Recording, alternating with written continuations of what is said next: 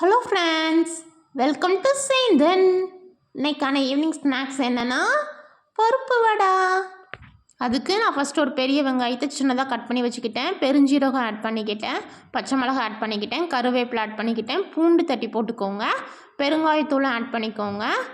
ஒரு 200 கிராம் பருப்பு எடுத்து 3 to 4 hours நல்லா ஊற வச்சு கொரப்பாக அரைச்சி எடுத்துக்கிட்டிங்கன்னா வடை சூப்பராக இருக்கும். பால் ஷேப்பில் பிடிச்சிட்டு அதை வடையாக தட்டி ஆயிலில் போட்டு ஃப்ரை பண்ணி எடுத்திங்கன்னா கிறிஸ்பியான வடை சூப்பராக ரெடி ஆயிரும். டீ காஃபி கூட இந்த வடையை வச்சு சாப்பிட்டிங்கன்னா சூப்பராக இருக்கும். இதுக்கு தேங்காய் சட்னி சூப்பராக இருக்கும்.